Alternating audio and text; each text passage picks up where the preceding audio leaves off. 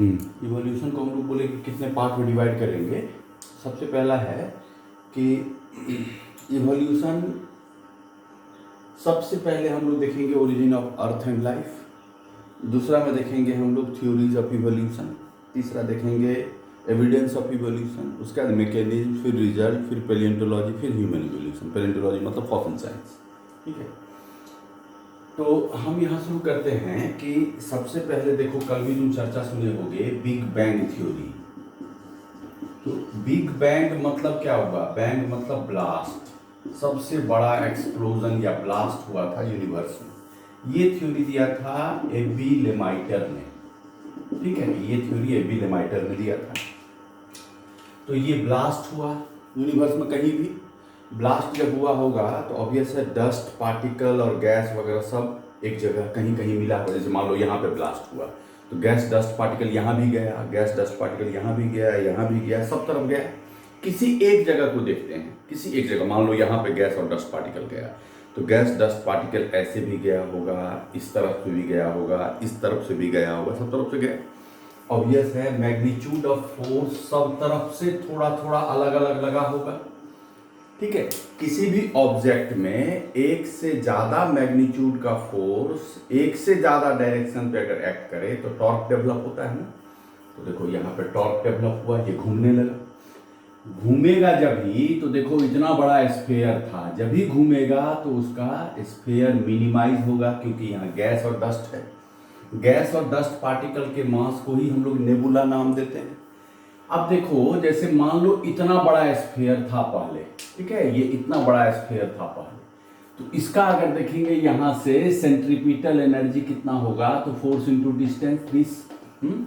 अब ये इतना बड़ा मास हो गया तो अब सेंट्रीपिटल एनर्जी क्या होगा? छोटा फोर्स इंटू छोटा डिस्टेंस, छोटा एनर्जी। तो पहले मान लो 20 किलो जूल एनर्जी था, अब 10 किलो जूल एनर्जी हुआ, तो ये बाकी 10 किलो जूल एनर्जी गया कहाँ? ठीक है, तुम जानते हो energy can't be created not be lost. ठीक है, तो ये एनर्जी गया कहाँ? इसी मास को हीट करने में वो एक्सपेंडिचर, या इसी मास को हीट करने में वो इंडल्ज होने लगा। ठीक है, क्लियर है? जब ये पूरा मास हीट होने लगा, जैसे जैसे रोटेट कर रहा है सरफेस एरिया उसका मिनिमाइज होते जा रहा है, वैसे वैसे एनर्जी बढ़ते जा रहा है। तो ये अल्टीमेटली रेड जायंट जैसा स्ट्रक्चर बनाया। ठीक है, रेड कलर का जायंट स्ट्रक्चर बनाया। इसमें कहा जाता है कि टेम्परेचर जो है यहाँ 10⁻32 डिग्री सेंटीग्रेड तक आ गया था। मतलब इसमें सब तरह का फ्यूजन रिएक्शन हुआ। 4 हाइड्रोजन मिलके हीलियम बनाया, 6 हीलियम मिलके कार्बन भी बनाया, कार्बन मिलके आयरन भी बनाया। इतना तरह का फ्यूजन रिएक्शन यहाँ हुआ। अब जब आयरन बन गया, मान लो आयरन आ गया, इतना ज़्यादा टेम्परेचर है तो मोल्टेन आयरन है। मोल्टेन आयरन अपना सरफेस एरिया को और मिनिमाइज कर सकता है? नहीं कर सकता है। ठीक है, मिनिमाइज नहीं करेगा, रोटेट करेगा, सेंट्रीपिटल एनर्जी बढ़ता जाएगा, तो अल्टीमेटली क्या होगा? ब्लास्ट करेगा वो। इसी स्टेज को हम लोग कहते हैं सुपरनोवा स्टेज। इसी में तुम शायद नाम सुने होगे चंद्रशेखर का, चंद्रशेखर लिमिट नाम सुने हो? स्टार का एंडिंग वहीं से शुरू होता है। खैर, सुने हो तो बढ़िया, नहीं सुने तो और बढ़िया। चलो, सुपरनोवा स्टेज में क्या हुआ? यहाँ पे ये मास ब्लास्ट किया तो देखो बहुत सारा पार्टिकल यहाँ निकला। एक तो अर्थ है, एक तो मार्स है, एक तो वेनस है, इसी तरह का। इसी एक प्लेनेट पे हम हैं। ठीक है, मान लो ये सन है। ठीक है, इसी के बाद ब्लैक होल वगैरह स्टेज आता है। कैसे? तो देखो ना, ये रोटेट कर रहा है, ये मास भी ऐसे करके मूव कर रहा है, तो सेलेस्टियल फ्रिक्शन के कारण एयर डेवलप होगा। एयर जब भी डेवलप होगा, सेलेस्टियल फ्रिक्शन के कारण एयर जब भी डेवलप होगा, ये ऐसे बीच का मास रोटेट कर रहा है, एयर डेवलप हुआ, मोल्टेन आयरन है यहाँ, किनारे किनारे एयर लगेगा तो काला काला लेयर नहीं आने लगेगा मोल्टेन आयरन में। तो जब तुमको ये ऐसे दिख रहा है काला काला और यहाँ बीच में आया तो रेड हॉट आयरन दिख रहा है, तो कैसा दिखेगा? पल्स के जैसा। नहीं दिख रहा है तो पल्स नहीं है, एक ही बार आया ऐसे पल्स तो रेड दिखा। ठीक है, या लाइट हाउस स्टेज, समुद्र के किनारे जो लाइट हाउस होता है, ऐसे अंधेरा रहा, एक ही बार लाइट दिया तो उससे शिप को पता लगा कि यहाँ पे कोस्ट है, किनारा है। ठीक है, तो लाइट हाउस स्टेज इसको कहते हैं। तो ये क्या हो गया? ये और इतना छोटा हो गया, इसको लाइट हाउस स्टेज या पल्सार या न्यूट्रॉन स्टार कहते हैं। अब क्या हुआ कि ये इतना छोटा हो गया, इतना छोटा इसका रेडियस हो गया कि इवन लाइट को भी ये बाहर नहीं निकलने दे रहा है। क्यों? तो देखो तुम तो ये फॉर्मूला जानते हो, G directly proportional to 1/r। इतना छोटा रेडियस हो गया कि G इतना बढ़ गया कि ये लाइट तक को बाहर नहीं निकलने दे रहा है। इसी को कहते हैं ब्लैक होल ना, ठीक है। तो ये सब तो दूसरा एस्ट्रोफिजिक्स वगैरह में या तुम ज्योग्राफी में पढ़े होगे 9, 10 में, नहीं पढ़े हो तो कोई बात नहीं। अभी तुम समझ रहे हो अर्थ कैसे बना होगा, ये तो समझ पा रहे हो। तो एक चीज तुम यही देखो कि इनिशियल अर्थ कैसा था, ये तुमको समझ में आ रहा होगा। इनिशियल अर्थ जो है वो रेड हॉट है, ठीक है। इनिशियल अर्थ में देखो उस अर्थ के एनवायरनमेंट में क्या क्या चीज था। मीथेन था, अमोनिया था, हाइड्रोजन था, वाटर वेपर था, ठीक है। तुम ये भी समझ सकते हो नो ओजोन लेयर, ओजोन या ऑक्सीजन जैसा कुछ भी कैसे होगा, इतना पूरा रेड हॉट प्लेनेट ऑक्सीजन जैसा कुछ भी नहीं होगा, कोई भी नो ओजोन लेयर, ठीक है। और सबसे ज्यादा यूवी लाइट पड़ रहा होगा, ठीक है। ये सब चीज है इनिशियल एटमॉस्फेयर में, यही है। अब देखो इनिशियल एटमॉस्फेयर में जो कंटेंट या केमिकल तुम देख रहे हो सब में हाइड्रोजन है ना, तो हम लोग कह सकते हैं it is most reducing atmosphere, बहुत ही ज्यादा रिड्यूसिंग एटमॉस्फेयर था, ये भी कह सकते हो तुम, ठीक है। अब यही सब कंटेंट से लाइफ फॉर्म या अर्थ पे जो लाइफ ओरिजिनेट हुआ है वो इसी सब केमिकल से, ठीक है। कैसे क्या हुआ वो अभी तुमको दिखाते हैं। अब क्या हुआ देखो, पूरा अर्थ जो है वो पूरा अर्थ रेड हॉट प्लेनेट है, ठीक है। रेड हॉट में जो थोड़ा बहुत वाटर वेपर होगा ये तुरंत यहां से उड़ जाएगा, उड़ के वो रेड हॉट वाटर जो है, वाटर जितना ऊपर जाएगा ठंडा होते जाएगा, कोलेस करके रेनफॉल, रेन जब भी रेड हॉट प्लेनेट पे गिरा फिर से तुरंत इवेपोरेशन, फिर रेनफॉल, फिर इवेपोरेशन, फिर रेनफॉल, मतलब कई लाख ईयर तक कंटिन्यू रेनफॉल होते गया। इसी के चलते क्या हुआ, इतना बड़ा ओशन जो तुम देखते हो 79-75% अर्थ के पार्ट में ओशन है, वो इतना बड़ा ओशन कैसे बना ये समझ रहे हो। अर्थ अब रहने लायक क्यों हो गया, क्योंकि लाखों साल तक पानी पड़ते रहा, ये भी समझ रहे हो। क्लियर हो रहा है इतना। अब देखो इसी सब में कह रहे हैं कि जैसे मान लो यही सब तुम देख रहे हो, ये केमिकल है, ये H2O रेड हॉट प्लेनेट पे ये सब रिएक्शन हुआ, ऑब्वियस है इससे ऐसा केमिकल भी बना होगा, फॉर्मल्डिहाइड। इसी फॉर्मल्डिहाइड को देखो फिर से हाई हीट है तो हम लोग कह सकते हैं ना ऑक्सीडेशन, रिड्यूसिंग एटमॉस्फेयर है तो रिडक्शन भी होगा, तो इससे ग्लाइकोलिक एसिड भी बना, ठीक है। यही ग्लाइकोलिक एसिड में अमोनिया मिल गया तो ग्लाइसिन, नाम सुने ही हो, ग्लाइसिन एमिनो एसिड बना। अब तुम देखो जैसे कार्बोहाइड्रेट है तो कार्बोहाइड्रेट में कौन कौन सा एटम, कार्बन, हाइड्रोजन, ऑक्सीजन, यही है खाली, ये कार्बोहाइड्रेट में है। फैट में देखोगे तो उसमें क्या, कार्बन, हाइड्रोजन, ऑक्सीजन, लेकिन कार्बन और हाइड्रोजन का नंबर कार्बोहाइड्रेट से काफी ज्यादा, नॉर्मल फैट में भी, ठीक है। उसी तरह प्रोटीन का देखोगे एमिनो एसिड का तो carbon, hydrogen, oxygen, nitrogen. Nucleic acid देखोगे तो carbon, hydrogen, oxygen, nitrogen, phosphorus.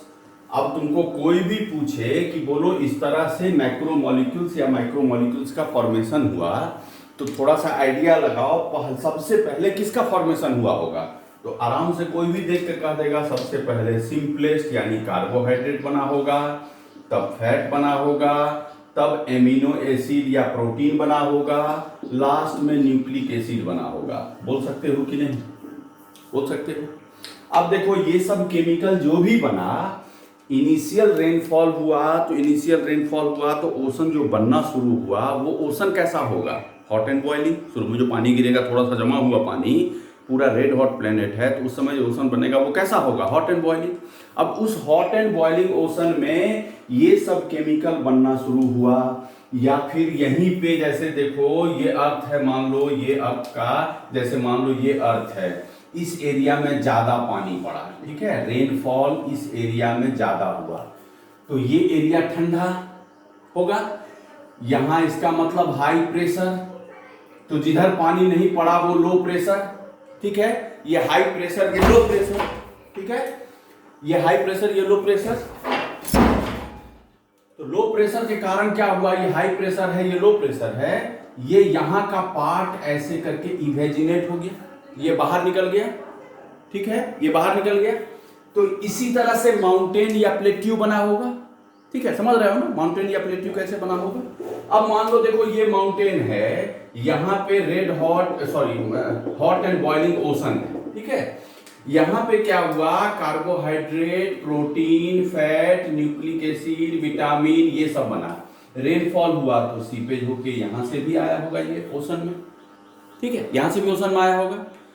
तो इस तरह का ओशन जो बिल्कुल खौलता हुआ है, उस ओशन का पानी को एक कप में तुमको दे देंगे, बोलेंगे पियो, ये खौलता हुआ है, फूक फूक के पियो, इसको पीने से तुमको carbohydrate, protein, fat, nucleic acid, vitamin, mineral, ये सब मिलेगा। तो उस तरह के पीने वाले लिक्विड को तुम क्या कहोगे, सूप कहोगे कि नहीं। इसी को हॉट डाइल्यूट सूप कहते हैं। तो हॉट डाइल्यूट सूप टर्म जो है वो हमने नहीं दिया है, ये हॉट डाइल्यूट सूप जो है वो हल्डान ने दिया है, ठीक है। ओपेरिन के साथ मिलकर उन्होंने इस तरह का एक्सपेरिमेंट किया था, ये हल्डान का एक्सपेरिमेंट है, ठीक है। हॉट डाइल्यूट सूप क्या है समझ रहे हो, प्रिमिटिव मैक्रो मॉलिक्यूल्स कैसे बना ये समझ रहे हो। बाकी वो सब लफड़ा किसी चीज में मत जाना कि नाइट्रोजन कैसे निकला, हाइड्रोजन कैसे निकला, वो सब बेकार का चीज है, वो सब कुछ नहीं। इतना चीज जानो, ठीक है, जितना बोल रहे हैं उतना ही देखो, इसी से क्वेश्चन रहता है, बकवास से कुछ नहीं रहता है, ठीक है।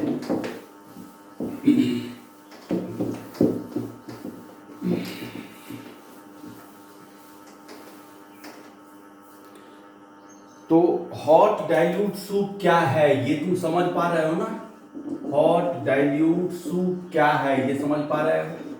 अब एक चीज देखो, ये माउंटेन है, इस पे पानी पड़ा तो लीचिंग में ढेरों सारा मिनरल सब ओशन में जाने लगा। अब कोई कहेगा ओशन सॉल्टी क्यों है, तो तुम कह सकते हो सॉल्टी क्यों है, बहुत सारा मिनरल सब यहाँ लीचिंग से आने लगा। सॉल्टी क्यों समझ रहे हो। अब तुम देखो जितना भी लिविंग बींग्स हैं, हम लोग हैं या कोई फिश है या अमीबा है, जो भी है, सबके बॉडी में एसेंशियल आयोनिक सब्सटेंस, ठीक है, आयोनिक लिक्विड, मेनली कंसंट्रेशन किसी भी एनिमल का लिक्विड का, टिश्यू फ्लूइड का कंसंट्रेशन कौन बनाता है, सबसे मेन NaCl बनाता है ना।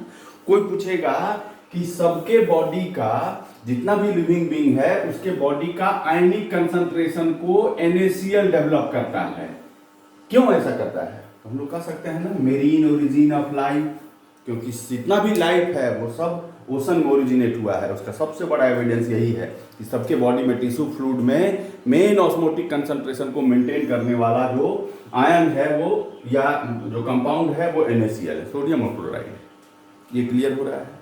कोई कहेगा आज के डेट में इसी तरह का डेवलपमेंट या ओरिजिन ऑफ लाइफ हो सकता है, तो नहीं, क्यों नहीं हो सकता है, क्योंकि आज के डेट में क्या है, highly oxidising environment, highly oxidising environment, ये इन्वायरमेंट में उस तरह से डेवलपमेंट नहीं हो सकता है जैसा कि अभी तुमको दिखाया, ठीक है, समझ रहे हो। चलो अब आगे हम लोग चलते हैं। अब देखो इसमें कि सबसे पहला क्या चीज है, जैसे कोई भी सब्सटेंस बना, सपोज प्रोटीन ही बना, अब ये प्रोटीन जो है वो माउंटेन से तैरते हुए आया या माउंटेन पे बना या ओशन में ही बना, ऊपर से रेनफॉल हुआ ठंडा ठंडा, तो प्रोटीन भी कैसा था, हॉट प्रोटीन, उसके ऊपर ठंडा पानी गिरा, जब भी कांटेक्ट में आया होगा तो कुछ पानी वेपराइज हुआ होगा, ये वेपर का लेयर इसमें आ जाएगा ना। इसी को हम लोग नाम दिए प्रोटीनोइड्स, ठीक है, प्रोटीनोइड्स, प्रोटीन लाइक सब्सटेंस, ये प्रोटीन है, इसके ऊपर ये वेपर का कोटिंग हो गया, ये जो कोटिंग है वो वेपर का कोटिंग है, ठीक है, ये वेपर, और ये जो तुम लाइन देख रहे हो ये प्रोटीन है, ठीक है। अच्छा, ये सारा जो है वो एक्सपेरिमेंटली प्रूव्ड हो चुका है। जैसे देखो तुम जानते हो इसको, प्रायंस नाम सुने हो ना, प्रायंस क्या है, एक प्रोटीन है, जैसे वायरस में न्यूक्लिक एसिड प्लस प्रोटीन है, प्रायंस में तो सिर्फ प्रोटीन है, ठीक है, तो प्रायंस में प्रोटीन है, देखो प्रोटीनोइड्स उस तरह का है, सारा एक्सपेरिमेंटली प्रूव्ड है, ये नहीं कि स्पेकुलेशन से हम लोग ये चीज बोल रहे हैं, ठीक है। अब देखो इसी प्रोटीनोइड्स में क्या हुआ, न्यूक्लिक एसिड का डेवलपमेंट हुआ, न्यूक्लिक एसिड यहाँ जाके अटैच हो गया, तो यही प्रोटीनोइड्स को अब हम लोग नाम देने लगे प्रोटोबायोन, ठीक है, प्रोटोबायोन, प्रोटो मतलब फर्स्ट, बायो मतलब लाइफ, फर्स्ट लाइफ। अब देखो जितना लिखना आसान है, प्रोटोबायोंट हो गया, ऐसे नहीं था। प्रोटोबायोंट बहुत तरह का बना था, जो सब साइंटिस्ट ने अलग अलग एक्सपेरिमेंट में उसको डेवलप किया, ठीक है। तब सब साइंटिस्ट कहे कि नहीं ऐसे नहीं हुआ होगा, ये जितना भी तरह का प्रोटोबायोंट बना वो सब आपस में फ्यूज होके एक सॉलिड स्ट्रक्चर शुरू में बनाया होगा, उसको नाम उन्होंने प्रोटोबायोंट दिया। देखो कैसे, ऐसे अभी नहीं समझोगे, देखो ऐसे, जैसे एक साइंटिस्ट थे जो फॉक्स थे, फॉक्स कहने का मतलब सिडनी में ये फॉक्स है, साइंटिस्ट का नाम है सिडनी फॉक्स।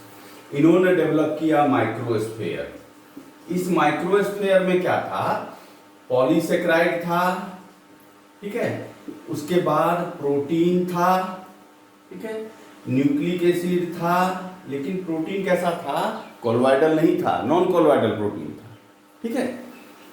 दूसरा इसी तरह का डेवलप किया कोसर्वेट ओपेरिन ने।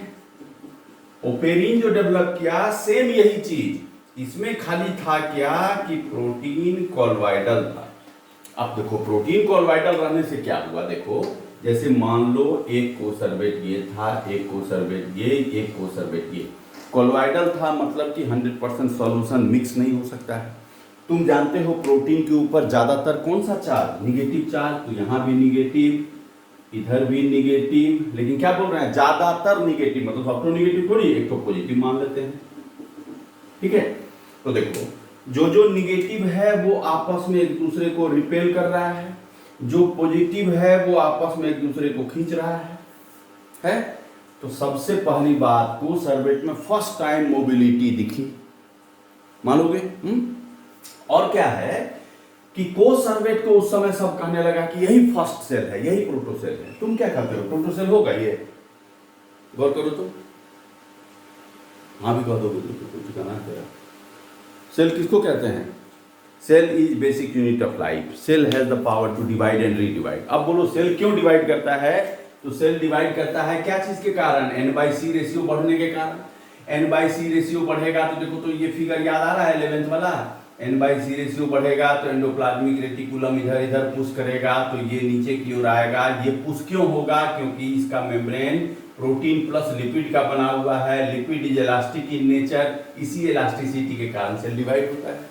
N/C रेशियो बढ़ने से लिपिड जो रहेगा उसी के कारण सेल डिवाइड होगा। इसमें लिपिड है, देखो तो लिपिड है, नहीं है, तो आप समझ रहे हैं कोसर्वेट नेवर बी कंसीडर्ड एज प्रोटोसेल, ये फर्स्ट सेल कभी भी नहीं हो सकता है। क्यों नहीं हो सकता है? तो इसका एकमात्र रीजन यही लिपिड। और देखो ये क्वेश्चन हमेशा पूछता है, इसी को ध्यान रखना है, ठीक है। तीसरा इसी तरह का प्रोटोबायोंट कुछ साइंटिस्ट ने और डेवलप किया था, उसका नाम उन्होंने दिया था लाइपोसोम्स, लेकिन इसमें कोई एक साइंटिस्ट नहीं थे, ग्रुप ऑफ साइंटिस्ट ने इसको डेवलप किया, इसलिए उसका नाम याद रखने की जरूरत नहीं। इसका दोनों का नाम खैर थोड़ा ध्यान रखो, अगर हो सके तो इसका तो जरूर, बाकी का छोड़ दोगे कोई दिक्कत नहीं है, और अच्छा ही है, छोड़ ही दो। लाइपोसोम में क्या था? पॉलीसेक्राइड भी था, प्रोटीन भी था, लेकिन इसमें भी नॉन कोलोइडल था, इसलिए उतना ज्यादा इंपॉर्टेंस नहीं उसका हुआ। नॉन कोलोइडल था, लेकिन इसमें लिपिड भी था, न्यूक्लिक एसिड तो था ही।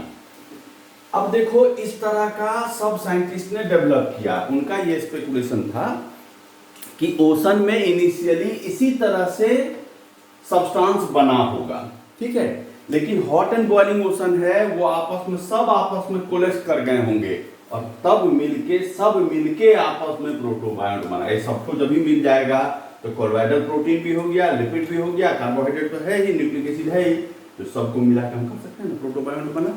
तो protobiont is considered as first cell और प्रोटोसेल। कैसे बना होगा समझ पा रहे हो?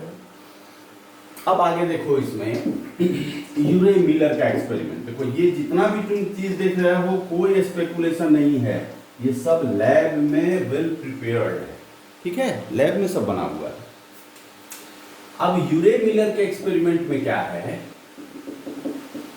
ये एक्सपेरिमेंट में क्या, डिस्चार्ज ट्यूब लिया उसने, इस डिस्चार्ज ट्यूब में टेम्परेचर को 800 डिग्री सेंटीग्रेड तक पहुंचा दिया, ठीक है, ऐसा तो तुम जान ही रहे हो, कल पढ़े भी हो तो समझ ही रहे हो।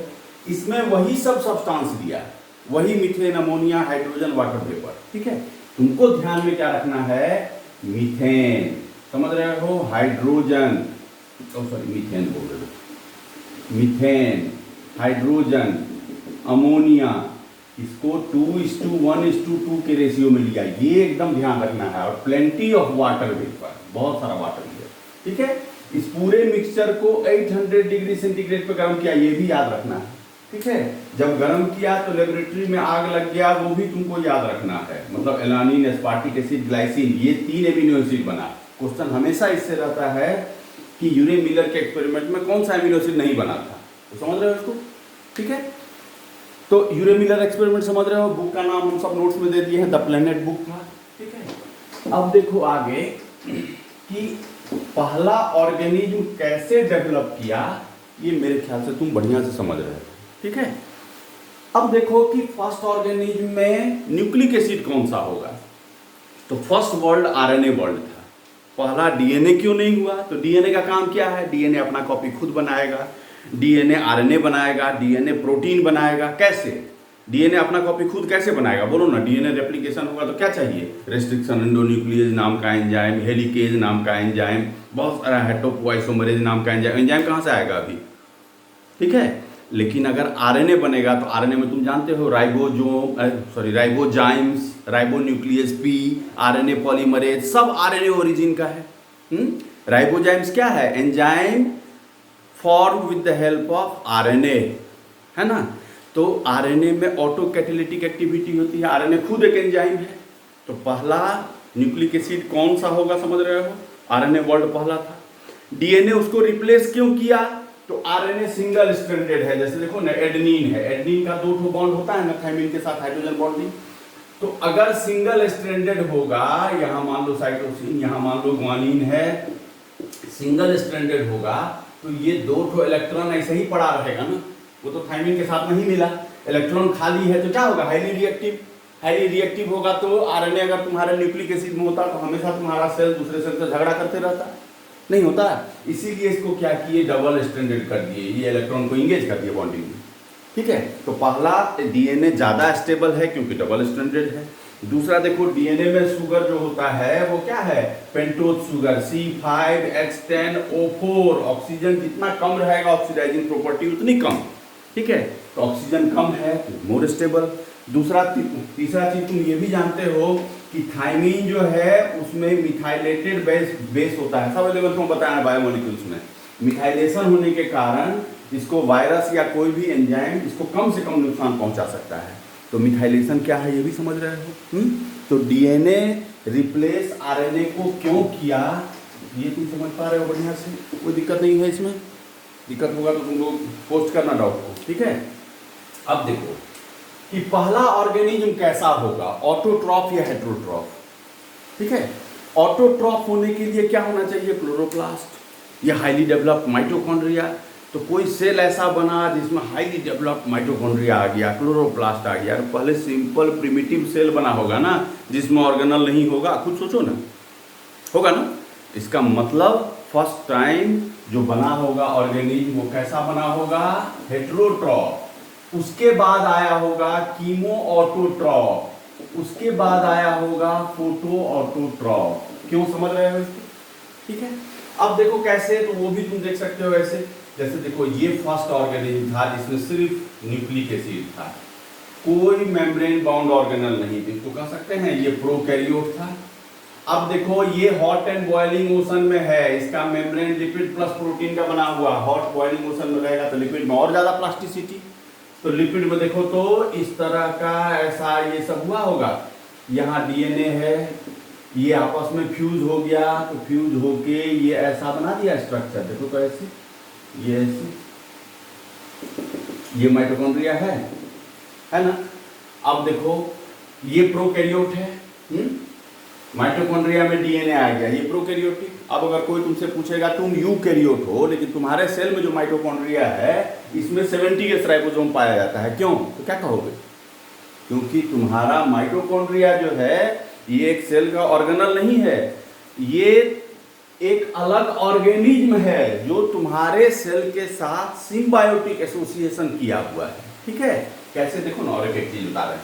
इसी तरह से ये क्लोरोप्लास्ट डेवलप हुआ।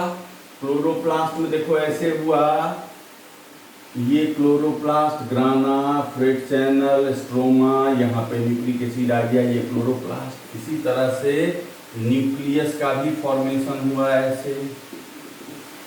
अब देखो ये न्यूक्लियस हुआ, ये न्यूक्लियस क्या किया, ये तीनों स्ट्रक्चर के साथ एसोसिएट किया, उसको खाया लेकिन डाइजेस्ट नहीं किया। तो इसी को कहते हैं ना सिम्बायोटिक। ये न्यूक्लियस वाला पार्ट हो गया, ये हो गया माइटोकॉन्ड्रिया वाला पार्ट, ये क्लोरोप्लास्ट वाला पार्ट, ऐसे हो गया। तो हम लोग समझ रहे हैं कि हम लोग यूकैरियोट हैं, हम लोग में टीएस राइबोसोम है, लेकिन हम लोगों का सेल का ऑर्गेनल जो है वो सब 70s है। ऐसा क्यों है समझ रहे हो? ये क्लियर हो रहा है? ओरिजिन ऑफ लाइफ समझ पा रहे हो?